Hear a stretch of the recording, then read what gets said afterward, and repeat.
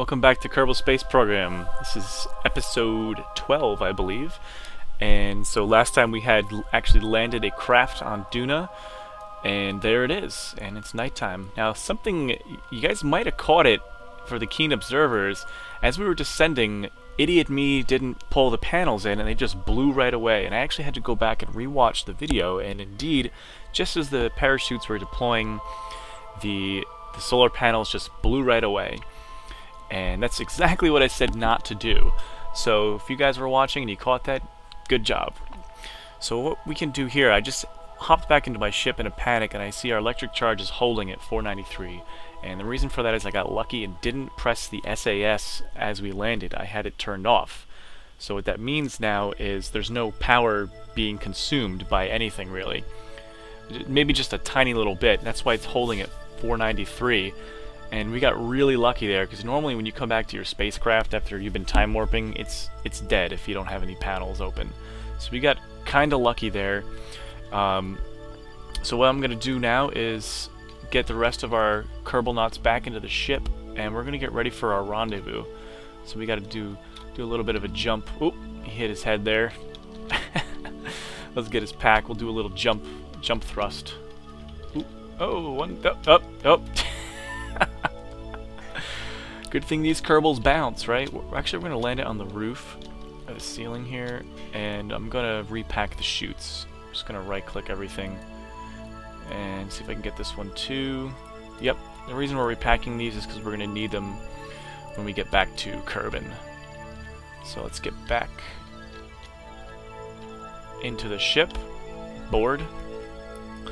There we are. So here we are, we have plenty of fuel left, we have tons of fuel. The next thing we're going to want to do is come up in here, and we're going to want to find our orbiter, do an Explorer Mark 1 probe, and we're going to set that as the target. Alright, and now it's already come past us, so what we're going to do is wait until that thing loops around again. I'm going to wait till it gets to right, just to the left of our craft. And what that's going to do is, it's going to let us meet up really close.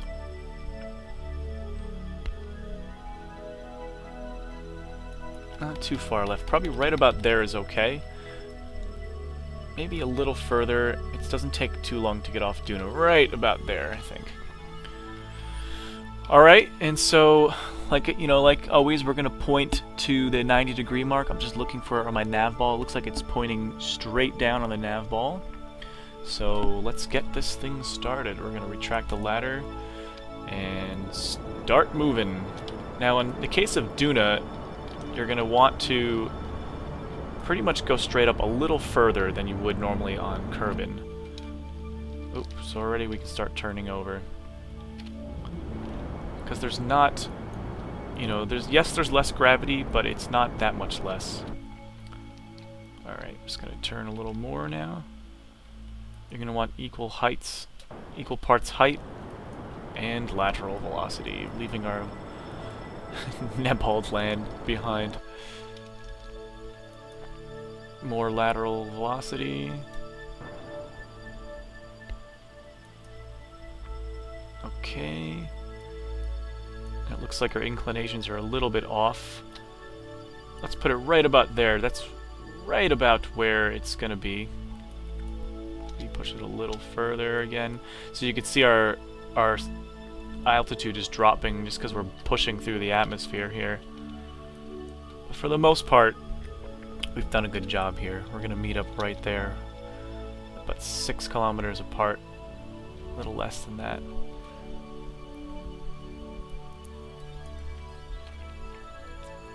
Just past the thick stuff in the atmosphere now.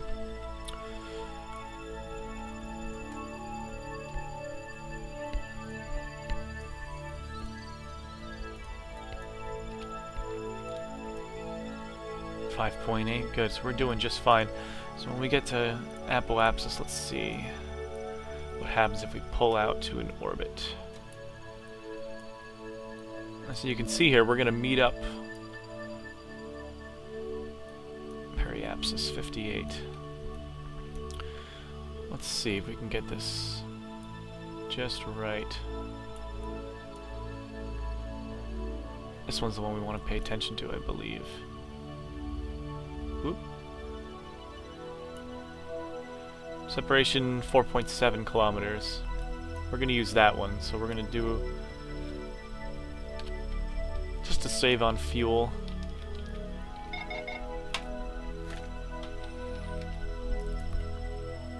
That node is going to be in about 3 minutes.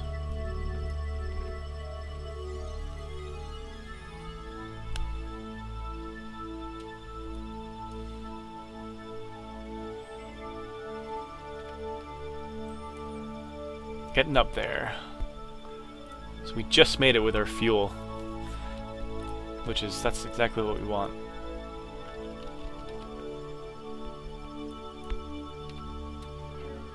It's going to be about a 9-second burn.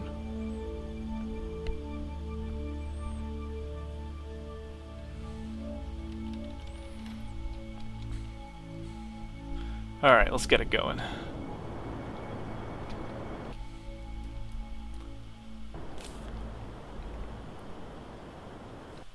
Alright. So let's get this a little closer.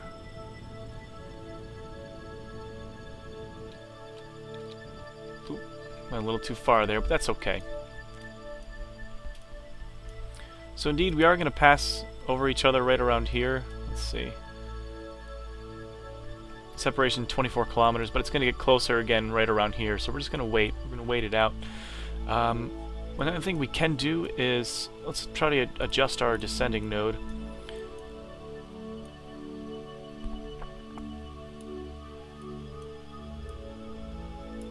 And that actually looks like it's doing more harm than good for us.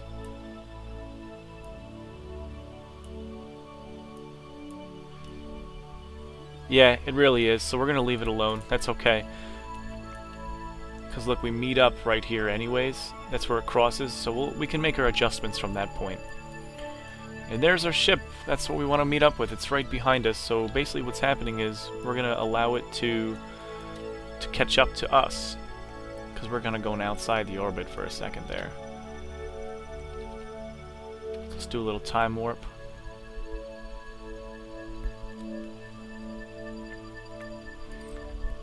Slowly but surely gaining on us. So now we passed the purple markers, so the orange ones are now the new first pass encounter.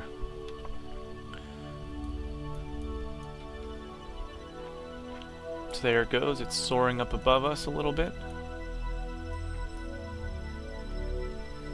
It's still getting closer, that's what we want. So it's kind of like free. We're gaining distance for free. We don't have to spend any fuel. It's getting closer to us automatically just by using gravity. Looks like it's going to smash right into us, but don't worry.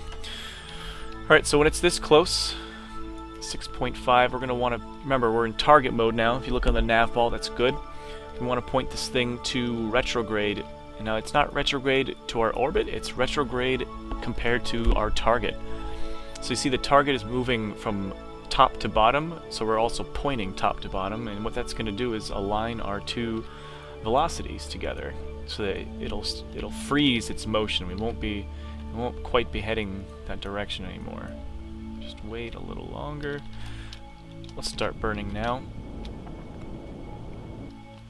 So you see it's slowly freezing its motion. It's not quite moving top to bottom anymore. Chasing it around. We want to get that as close to 0. There we are. Alright, so now we're both frozen at this velocity. For now, it's going to start accelerating on us because it's inside the orbit. So what we're going to want to do is, now that we're basically frozen, push towards the target. Line that prograde up to the target and just burn at it. Watching fuel too. You don't want to go too hard. Our next encounter is going to be 1.6 kilometers apart. Oop. 1.3, 1.2. Let's get that nice and close, maybe 0.5. There we are. When you're low on fuel like this, you don't want to burn too aggressively like that. We could have got that thing right down to 0, but we would have had to burn harder and then as a result brake harder. So we don't have, you know, our fuel budget's running a little low here, so we're just gonna again let gravity help us out here. We're just slowly drifting towards each other now. See that? And our inclination actually matched up on its own, so that's okay. Oh, here we are. When you're doing docking, you don't want to time warp too fast because you're going to miss it. So again, we're pointing retrograde. I'm going to point on the right side of it because I want to push that retrograde marker into the anti-target reticle, that little pink. It's the anti-target. In other words, it's the opposite direction from the target. But if we push this thing right into it, you'll see that now we're heading straight towards it. If you turn around, see?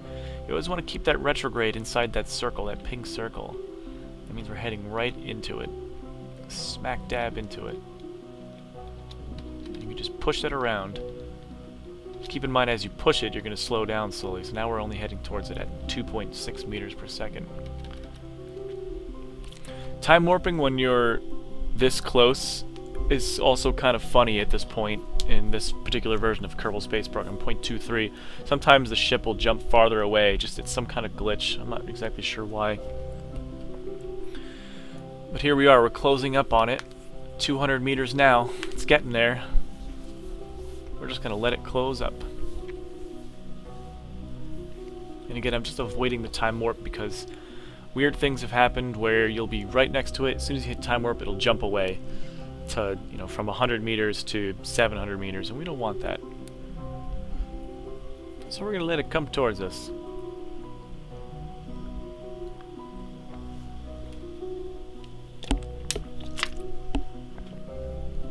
Alright, it's getting there now, 120 meters, we can really see it. And it's in that same spot we left it. Didn't go anywhere. I mean, that's not true. It did go around the planet many, many times, but technically, for all intents and purposes, it's pretty much right there. It stayed right there, and there it is. Now, luckily, this ship still has solar panels, so we won't have to worry about running out of energy. So we're just going to get this thing pretty close, and then I'm just going to kill off the rest of the velocity. Do a little squirt. Oop. 0.1, okay. So since this thing is pointed north, and since our docking port is on the bottom of the ship, I'm also going to point this craft north. So you want the docking ports to be facing each other.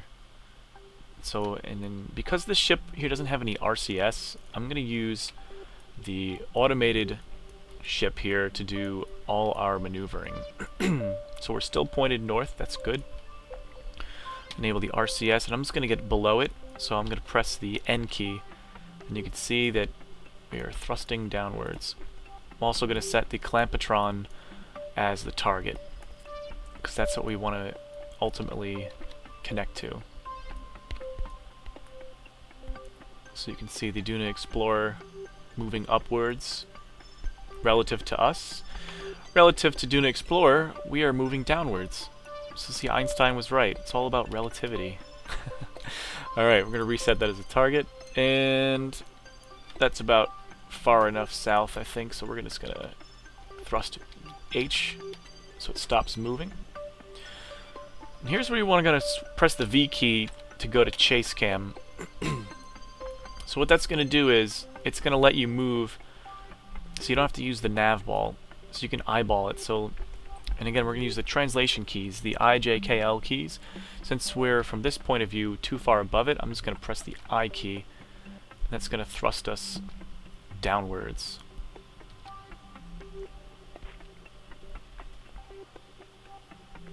I move the camera right behind the ship, because that's where I want to look from.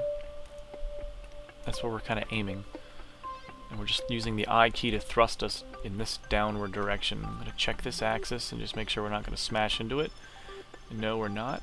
That's good. Okay, it's getting close, so I'm going to press the K key and cancel out that downward motion. There we are. Next we need to move right, so I'm literally going to press L to move right.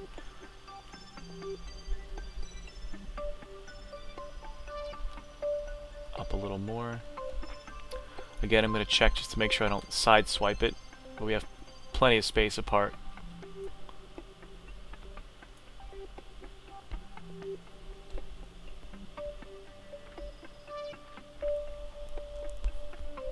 Looks like she's drifting up, so I'm going to thrust up also. There we are. A little more L, just to speed it up a little bit. Plenty of monopropellant. Alright, she's almost lined up. If you check the nav ball, the little pink reticle now is almost right where we're pointed, and that's what you want. Cancel it out with the J key. There. So now we're pretty much lined up. Now, if you're like me, I want to really be lined up, so I'm going to rotate the craft so that our two engines are lined up. Now, you don't have to do that. I just want to do it because it will make the ship look better. Just getting final little touches in there. Just making sure we're canceled out. So we're basically pointing at each other, almost. I'm going to press the H key and start moving forwards. And you'll see now that the prograde marker is now very close to the pink target. Now I'm just going to use the IJKL keys just to really line that up there. So that's what you want. When the direction your ship's pointing, the pink reticle and the yellow prograde reticle are all lined up. It means you are set to dock. And you can see we're just coming in very slowly. Look at Ike right in the middle there. Screenshot that. That's going to be a good one. And there we go. And that is how you do that. And see, we're okay, we're a little off from each other. The engines are a little off, but it doesn't really matter a whole lot. Alright, so the first thing I'm going to do is shut down these engines up here. Shut them down. All that's going to do is cause problems, so we're shutting them down. Because we don't want to be thrusting with these engines. We want to be thrusting with our really efficient nuclear engines. We don't want to be thrusting with these less efficient little lander things here. Alright, the only concern I have is that this is a little wobbly. And it's, yep, it is just a little wobbly at that docking port there. But that's okay. It's not really the hugest of deals. And I just might right click and say control from here. We're going to control from the manned portion. It doesn't really matter a whole lot, but just in case. Alright. What I also might do is just move all the fuel into this stage here, just so that the front is lighter. I'm not sure if that's a good idea, but we'll see. Alright, so there we are. Now the next thing you're probably wondering, how do we get back home? Well, we have to do a very similar thing that we did before by using our phase angles. So we check the RDV tab here, celestial body, Kerbin. Current phase angle is -314. Now I can't quite remember what it has to be to get back, so what I think I'm going to do, I'm going to pause the video for a second and check to see the correct phase angle. So we'll be right back. Alright, so it looks like the phase angle needs to be -75.19. So we're a little far away from that right now. And if we try to accelerate time, we can only go 10 times the speed. So we're going to need to choose something that's on the ground, and what we're going to do for that is we're going to actually use the little flag that we had planted as our reference. We can leave the ship in orbit, it's going to be fine. So we're going to hit switch 2.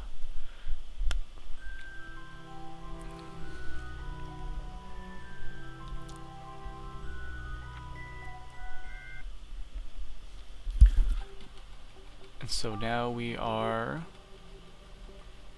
a little tiny flag. Go back to the map view.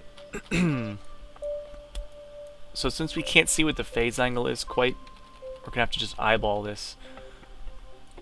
Basically what we're going to want is for Kerbin to be behind Duna in the orbit. So we're going to have to wait quite a while as this thing zips around here. And once it gets kind of close, kind of eyeball it, we'll switch back to the other vehicle and check what the phase angle is. And we'll figure out how much more we have to go. And again, is this absolutely necessary, 100% necessary to do it like this? No. What I could do is just burn to escape Duna's orbit, get into a solar orbit, and then burn appropriately to catch up with Kerbin, but is that the most fuel efficient thing? Absolutely not. It's a big waste of fuel. We're going to want to do it this way so that we make one burn. We're going to make use of what's called the Oberth effect, where it basically states that when you thrust close to a giant object, such as a planet, you're saving fuel because the rotation of the planet is actually helping you. The gravity of the planet is kind of slingshotting you faster and farther. You don't have to use as much fuel as if, say, you just thrust it in the middle of the gap, infinity, right? Thrusting with nothing around you is inefficient. So our angle's now about 180. It's coming inside 180 now. What you want to use is the 3 reference points. Duna, the Sun, and Kerbin are what's making the angle here. So we're coming up on about 90 degrees once Kerbin hits straight below the Sun. In reference to Duna there, we're going to be at about 90 degrees. And like I said, I'm just going to kind of eyeball it. Roughly eyeball it. So I'd say we're just about at 90 now. So I'm going to let it go just a little further.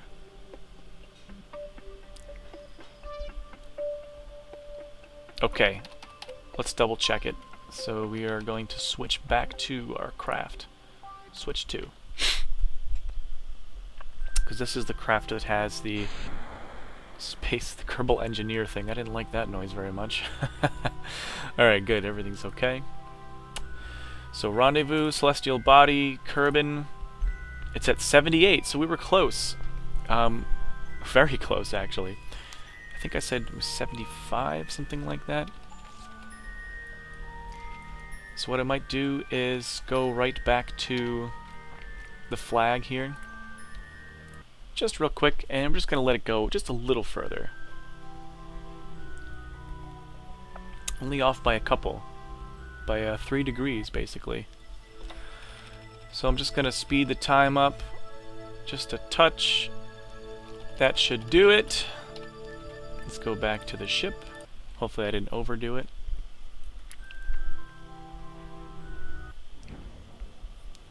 Again, I don't like those noises.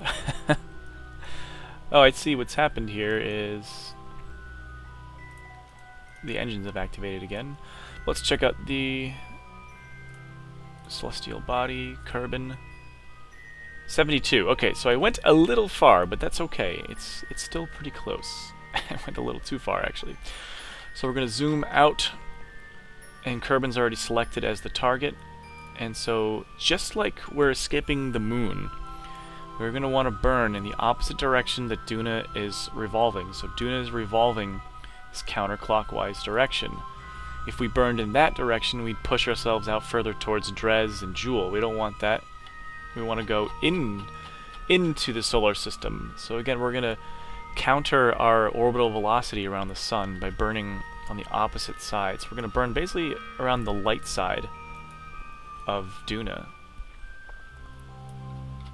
As long as this orange line pretty much meets up with that purple orbital line, it's going to be efficient. So as you pull forward, you can see that the purple orbit is now coming around, and it's off by a lot. And that's because I screwed it up.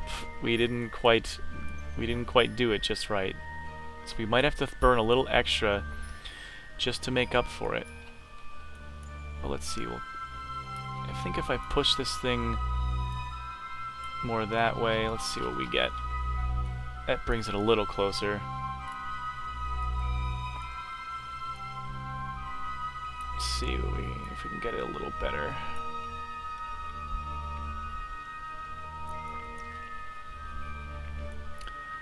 Let's see if I go more this way. So again, it's just, now it's a game of finagling. It's getting actually a little closer. Oop. Alright.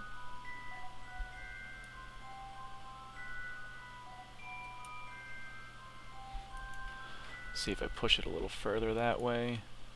Because we missed the phase angle, we have to do this. Now, if you had lined up that phase angle perfectly, you wouldn't have to do as much finagling as I'm doing here. Yeah, see, now we're getting real close. Really close.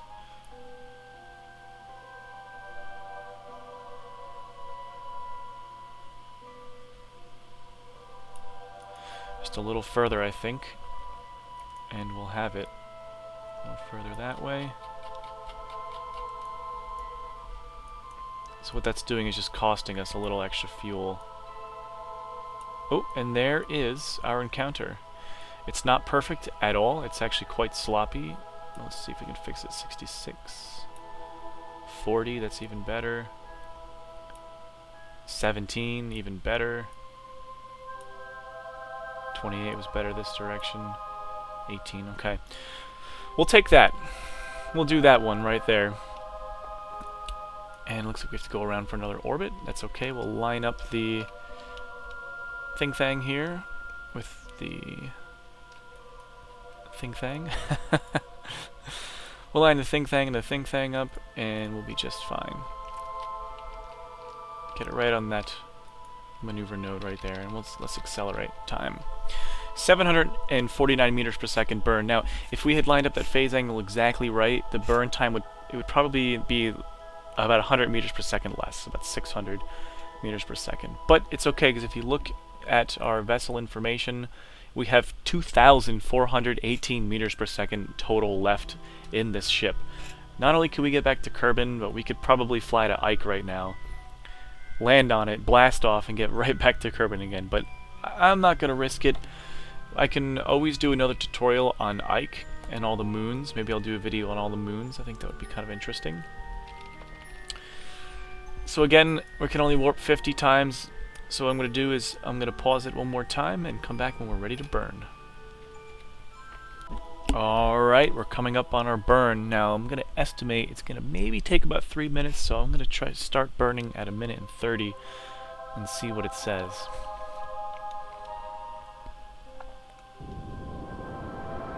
No, it's going to take about 2 minutes, so I'm going to let this go down another 30 seconds roughly. Okay, we're going to start the burn right there.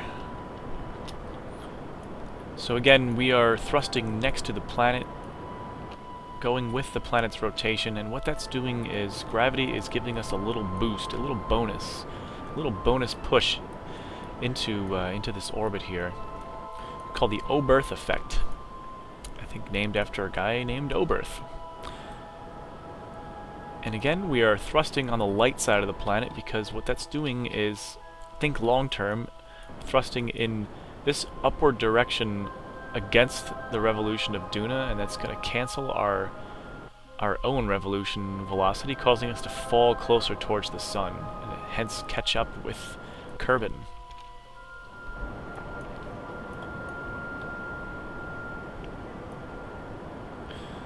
So Nedbald and Enlin, you are going home. You are on the way. Let's take a look at our little delta V calculator over here, saying we could thrust at this full throttle for about 5 more minutes before we run out of fuel. That's a long time.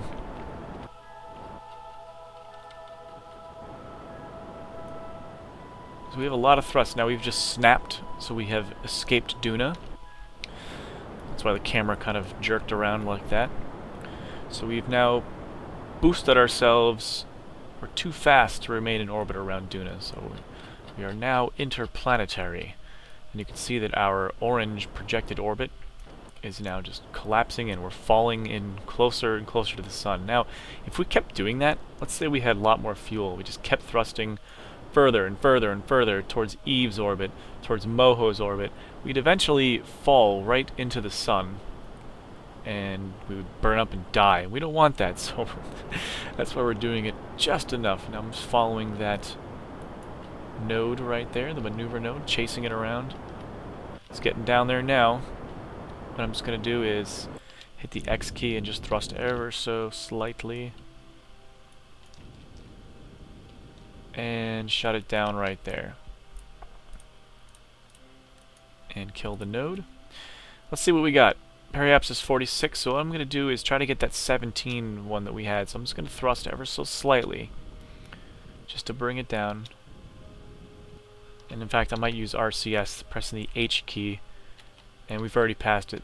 18, 17. So it looks like 17 is our closest we can get from this point. So you can see that now what's going to happen is we are flying off in this direction. What that's going to do is, because it wasn't perfectly aligned with this red marker, we're going to actually fly outwards first. We had to do that because we were too far ahead of Kerbin, so we have to go outwards first, then come backwards in and rendezvous with Kerbin right here. So it was a sloppy encounter, my fault, because I went right past our phase angle. Now let's say you didn't have this Kerbal Flight Engineer mod that I have right here. How would you know when to do this? Well, you could check out the website. I'm going to post the link under the description of this site, and it tells you exactly which angle you need to be at, and basically when to leave and from what planet if you want to get to wherever. And so what you do then is you take your protractor out and slap it on the screen. No, just kidding. What you do is you can eyeball it. So like I said, you can see that the three reference bodies are Duna, the Sun, and Kerbin. Using those 3 points, you can kind of eyeball an angle.